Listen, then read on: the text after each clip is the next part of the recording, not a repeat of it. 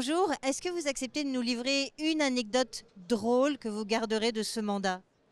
Ah, une anecdote drôle. Alors, elle est compliquée votre question parce qu'en fait, on a des surprises tous les jours quand on est maire. Mais je sais pas. Peut-être ce que les gens attendent de nous. Parfois, ça me fait sourire, même si sur le fond, c'est assez révélateur de la manière dont la société fonctionne. Mais par exemple, aujourd'hui, les gens nous appellent pour tout. Moi, je suis maire d'une commune de 900 habitants. Les gens nous appellent pour tout quand il y a des problèmes avec les voisins font du bruit, etc. Et un jour, j'ai une jeune fille qui me dit Jean-Marc, tu t'inquiéteras pas. Ce soir, je fais mon anniversaire. S'il y a du bruit, voilà, les gendarmes peuvent venir et tout. Je te préviens. Ah bah, elle dit c'est sympa ça, comme de me prévenir, parce que c'est un lotissement où des fois il y a un petit peu de désordre.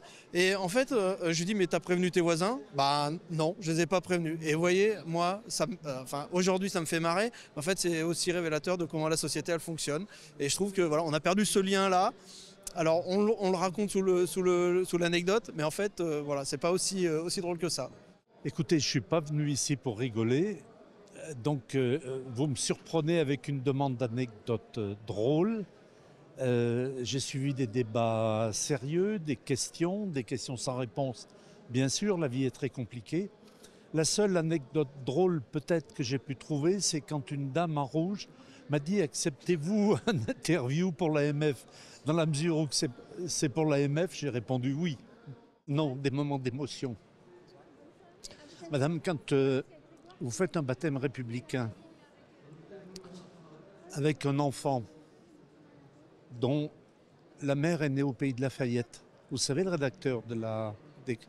des rédacteurs de la Déclaration des droits de l'homme, et que le papa, c'est un Malien, et que vous découvrez qu'au Mali, au XVe siècle, il y a eu une Déclaration universelle des droits de l'homme prônant l'égalité homme-femme, prônant l'abolition de l'esclavage, prônant le non-recours à la guerre. Quelle émotion. Voilà. Ah, quelle question. Une anecdote drôle. Ah, là, je suis pour dépourvu. Un moment très marquant de ce mandat. Pour moi, le moment le plus marquant du mandat, c'est les émeutes fin juin, début juillet 2023. Quand j'ai une belle-sœur qui habite à Lonne, appelle à la maison en disant « Gilles, il y a des flammes sur l'avenue ». Je dis « Qu'est-ce que c'est que cette histoire ?»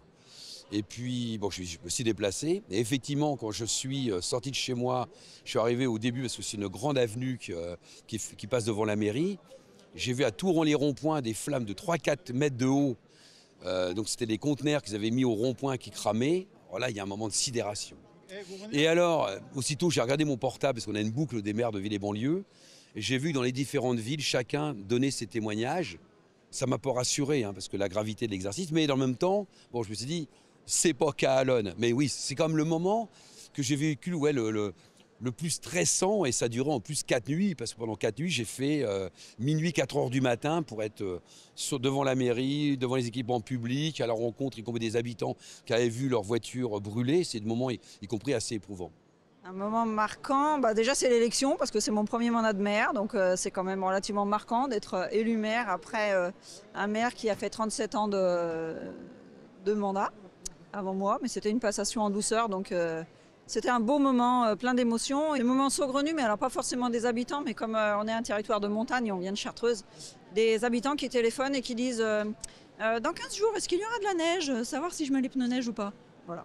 La seule chose, c'est pas drôle, mais nous sommes satisfaits lorsque nous avons accompli une mission, que ce soit des missions où on rencontre des seniors, des missions où on fait aussi le marché de Noël.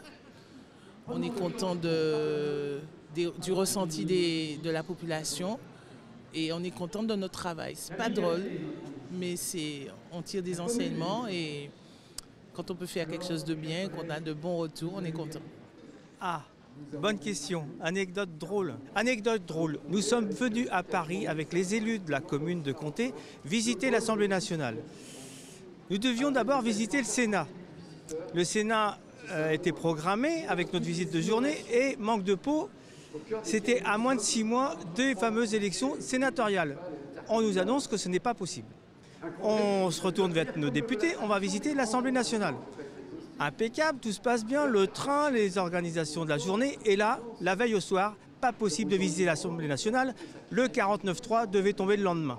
Donc nous nous sommes retrouvés à manger à côté de l'Assemblée nationale, entre les manifestants et les CRS, à la fameuse brasserie de, je sais plus, chez Françoise. Quelle anecdote drôle gardez-vous de ce mandat? Oh, ça n'a pas été un mandat très drôle, hein. Je suis désolé.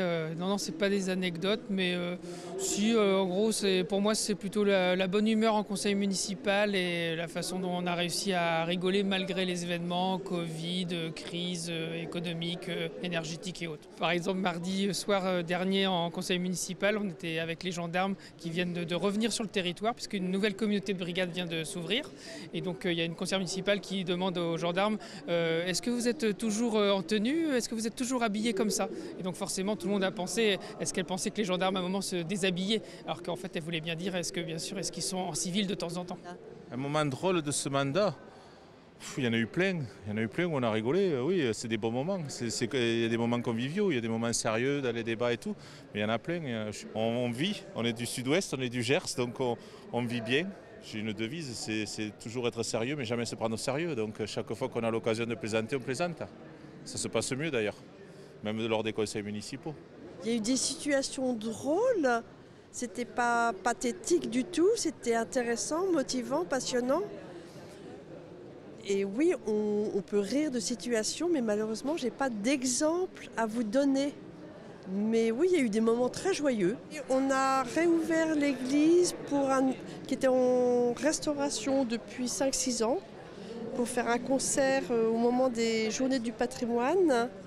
Et c'était un moment très émouvant parce qu'il y avait des plus gros Venois qui ont pu retourner dans leur église après 5-6 ans sans. Le plus drôle et sérieux, je dirais ma première cérémonie de mariage.